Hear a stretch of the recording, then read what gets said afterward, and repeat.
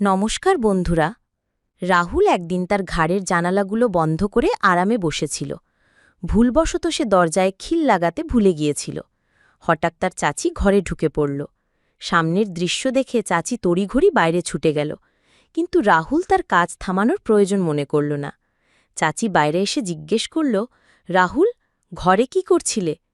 রাহুল একটু হেসে বলল, চাচি, আপনি তো সবই জানেন, এখন আমি আর কি বলবো? চাচি বলল, ঠিক আছে, তবু তুই তো তোর কাজটা থামাতে পারতিস। রাহুল বলল, চাচি, আমি কি জানতাম যে আপনি হুট করে ঘরে ঢুকে পড়বেন, আর আমি তো কিছু ভুল করছিলাম না। চাচি একটু গম্ভীর হয়ে বলল, ব্যাপারটা তা নয়, তুই তো জানিস, কেউ যখন কাউকে এমন কিছু করতে দেখে তখন তারও মনে একই ইচ্ছা জাগে। রাহুল মজা করে বলল, তাহলে চাচি, আপনিও তো এসে যেতে পারেন। চাচি বলল, ইচ্ছে আমারও কম নেই, কিন্তু তুই তো জানিস তোর চাচা অনেক দিন ধরে বাইরে গেছেন, আমি একা এসব কিভাবে করব? রাহুল ভুল করে বলল, চাচি, যদি আপনি মাইন্ড না করেন, আমি তো আপনাকে সাহায্য করতে পারি। আমি আপনার সঙ্গে সব কাজ ভালোভাবে করতে পারব। চাচি রেগে গিয়ে বলল, তোর মাথা খারাপ হয়ে গেছে? কিন্তু চাচি আর কিছু বলার আগেই রাহুল সেখান থেকে পালিয়ে গেল। আসলে রাহুল অনেক দিন ধরেই তার চাচির সঙ্গে এমন কিছু করতে চাইত, কিন্তু সাহস করে বলতে পারেনি।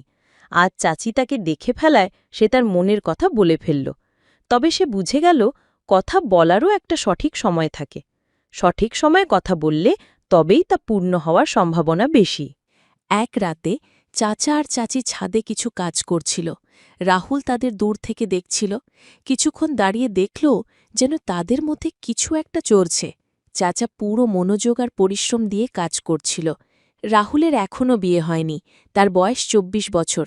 তার চাচি খুবই সুন্দরী আর আকর্ষণীয়। সে সবসময় রাহুলের সঙ্গে মজামস্তি করত। চাচি আর রাহুলের মধ্যে একটা বন্ধুত্বের সম্পর্ক গড়ে উঠেছিল। চাচি যখন নতুন বিয়ে করে এ বাড়িতে এসেছিল, তখন তার মধ্যে একটা অহংকার ছিল।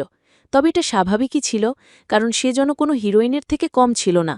চাচির উচ্চতা বেশ ভালো, চোখ দুটো গোল, গায়ের রং ফর্সা, আর শরীরের গঠন আকর্ষণীয়। যখনই সে রাহুলের দিকে তাকাত, তার চোখের দৃষ্টি যেন রাহুলকে ভেদ করে দিত। কিন্তু কথা বলার সময় চাচি মুখ ভেঙে যেত। তখন থেকেই রাহুল বুঝে গিয়েছিল যে চাচির মধ্যে তার সৌন্দর্য নিয়ে একটা গর্ব আছে। রাহুলের চাচা একটা কোম্পানিতে কাজ করত, যেটা তাদের বাড়ি থেকে ২৫ কিলোমিটার দূরে ছিল। তাই চাচা বাড়ি ফিরতে ফিরতে মাঝরাত হয়ে যেত। কখনো কখনো তিনি বাড়ি ফিরতেন না, কয়েকদিন ওখানেই থেকে যেতেন, কারণ প্রতিদিন যাতায়াত করা বেশ কঠিন ছিল। চাচা যখন বাড়ি থাকতেন না, চাচি তার ঘরে একা থাকত। রাহুল অনেকবার চাচিকে একা অস্থির হয়ে থাকতে দেখেছে। তার মনে হয়েছে চাচা চাচিকে যতটা ভালোবাসা দেওয়া উচিত ততটা দিতে পারছেন না। এটা রাহুলের কাছে পরিষ্কার হয়ে গিয়েছিল। একদিন সকালে রাহুল দেখল চাচি খুব উদাস হয়ে আছে। সে জিজ্ঞেস করল, চাচি, কি হয়েছে? আপনি এত মনমরা কেন? চাচি বলল, আমার শরীরটা ভালো নেই। রাহুল তৎক্ষণাৎ মেডিকেল থেকে ওষুধ এনে দিল। চাচি ওষুধ খেয়ে নিজের ঘরে চলে গেল। একটু পরে রাহুল চাচির শরীরের খোঁজ নিতে তার ঘরে গিয়ে দেখল চাচির বেশ জ্বর।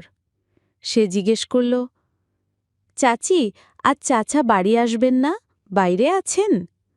চাচি বলল, তিনি অফিসের কাজে কয়েকদিনের জন্য বাইরে গেছেন। এটা শুনে রাহুল ভাবল, এখন কি করা যায়? চাচির অবস্থা তো ক্রমশ খারাপ হচ্ছে। হঠাৎ তার মনে পড়ল তার এক বন্ধুর বাবা ডাক্তার। সে তৎক্ষণাৎ বন্ধুকে ফোন করে বলল, দোস্ত, তুই একটা কাজ কর, তোর বাবাকে তাড়াতাড়ি আমার বাড়ি পাঠা, চাচির শরীর খুব খারাপ। বন্ধু বলল, ঠিক আছে, আমি এক্ষুনি পাঠাচ্ছি।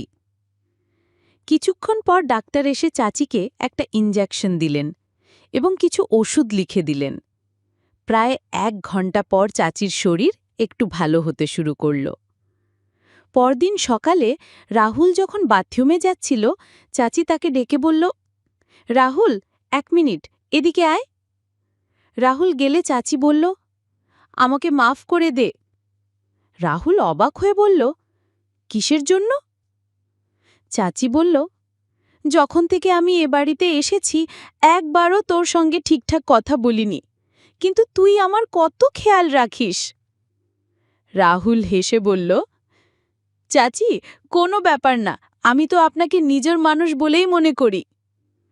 তখন রাহুলের মনে হলো এটা হয়তো তার মনের কথা বলার সঠিক সময়। কিন্তু পরক্ষণে ভাবল, চাচি এইমাত্র আমার সঙ্গে কথা শুরু করেছেন, এখনই যদি কিছু বলি হয়তো রাগ করবেন। তাই সে ঠিক করল আগে চাচির আরও ভালোবাসা অর্জন করবে, তারপর মনের কথা বলবে।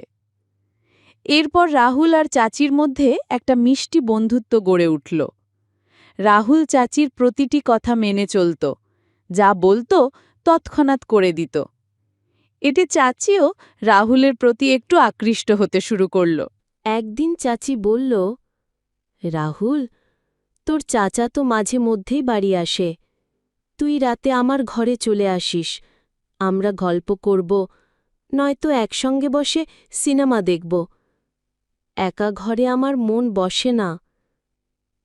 রাহুল মনে মনে ভাবল, মনে হচ্ছে চাচি আমাকে ইঙ্গিত দিচ্ছেন, এখন আমার কথা বলা আরও সহজ হবে। সে চাচির ঘরে গেল। চাচি তখন বাড়ির কিছু কাজ করছিল। চাচিকে দেখে রাহুলের মন একটু চঞ্চল হয়ে উঠল। সে ফোনে একটা ভিডিও চালিয়ে দেখতে লাগল। ভিডিওর শব্দ পুরো ঘরে ছড়িয়ে পড়ছিল। সে দরজার দিকে মুখ করে বসেছিল, যেন কেউ এলে দেখতে পায়। কিন্তু ভিডিও দেখতে দেখতে সে এত মগ্ন হয়ে গেল যে চাচি কখন ঘরে ঢুকল তা টেরই পেল না। চাচি চুপচাপ এসে ভিডিও দেখতে লাগল। রাহুলের কিছুই খেয়াল নেই। হঠাৎ চাচি একটু কেশে উঠল।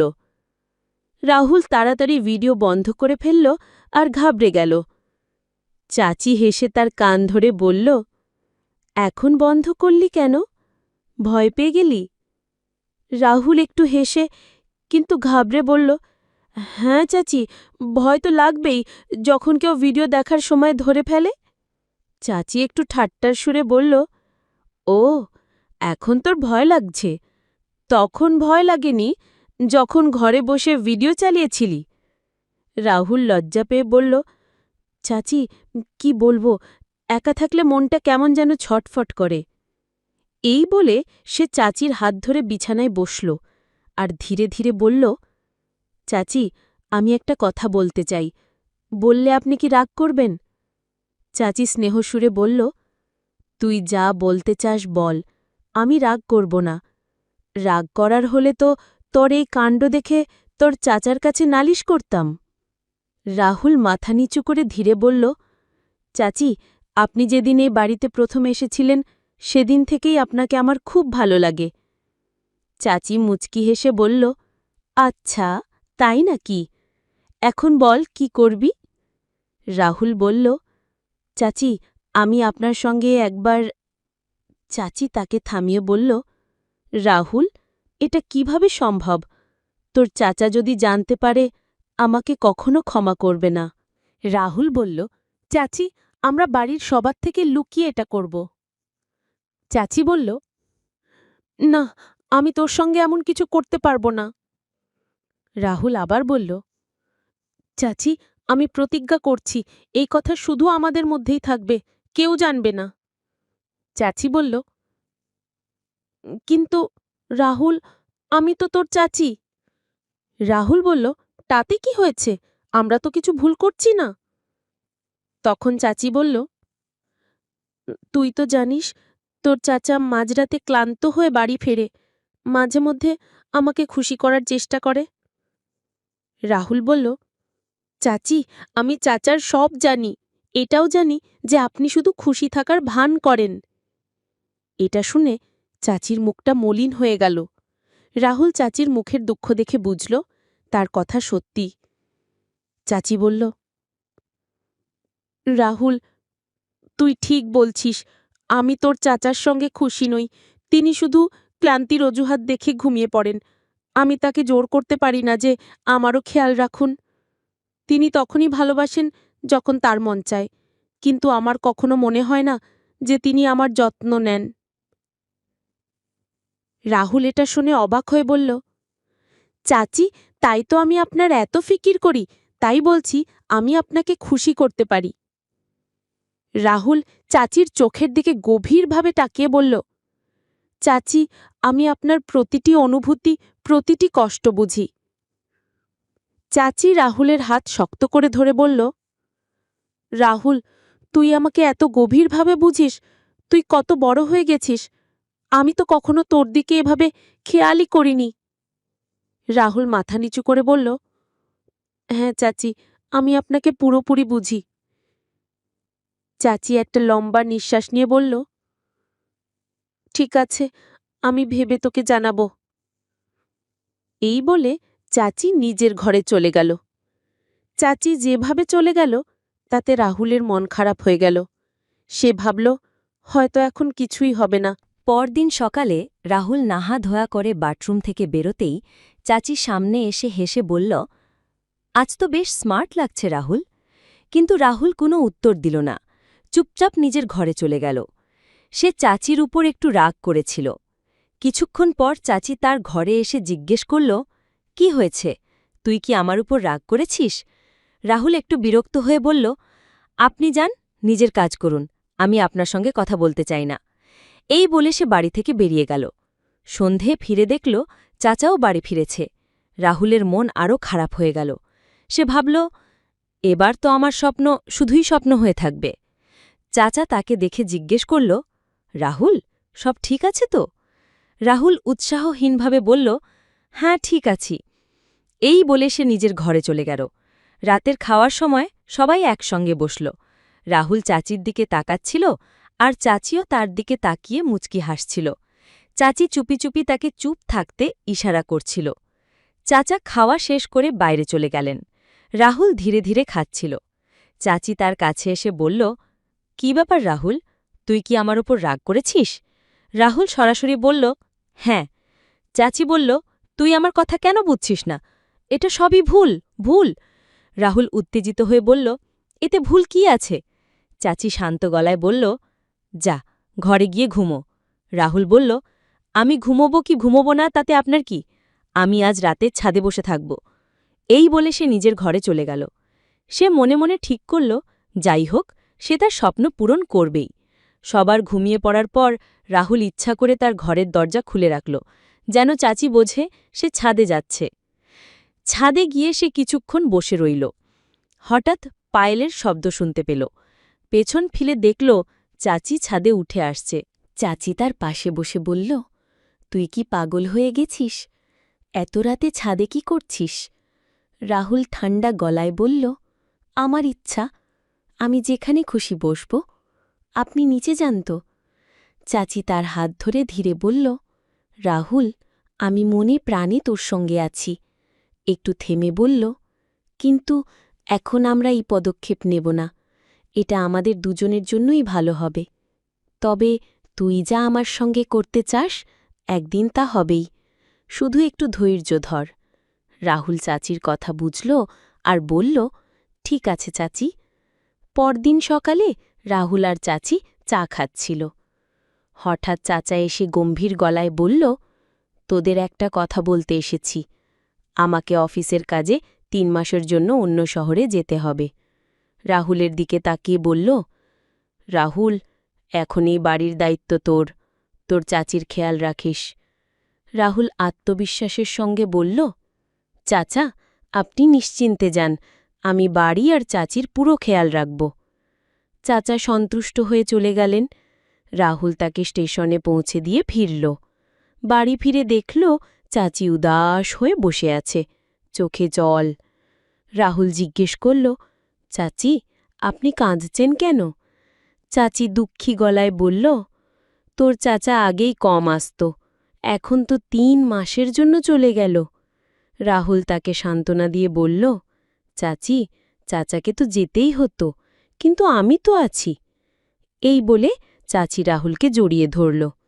সেই মুহূর্ত থেকে তাদের মধ্যে একটা নতুন সম্পর্কের সূচনা হল। চাচির দুঃখ ধীরে ধীরে খুশিতে বদলে গেল। রাহুল তাকে পুরোপুরি সঙ্গ দিল।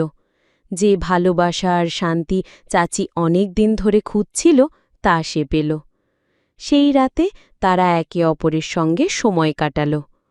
পরদিন সকালে চাচি যখন উঠল তার মুখে একটা নতুন উজ্জ্বলতা ছিল। সে রাহুলের হাত ধরে বলল, রাহুল, তুই আমাকে যে খুশি দিয়েছিস তা আমি কখনো ভুলব না। রাহুল হেসে বলল, চাচি, আপনার খুশি আমার খুশি। সেই দিন থেকে রাহুল চাচির ঘরে তার সঙ্গেই রাত কাটাতে শুরু করল। তারা দুজনে প্রতিদিন খুশি থাকতে লাগল। এই গল্প আমাদের একজন দর্শক পাঠিয়েছিলেন। তিনি বলেছেন এই ঘটনা তার জীবনে সত্যি ঘটেছিল। তিনি চেয়েছিলেন এই গল্প সবার সঙ্গে শেয়ার করা হোক, কিন্তু তার নাম গোপন রাখা হোক। তাই আমরা এই গল্প তোমাদের সামনে তুলে ধরলাম। তোমাদের যদি এমন কোনো গল্প থাকে যা তুমি অন্যদের সঙ্গে শেয়ার করতে চাও, তাহলে আমাদের পাঠাতে পারো।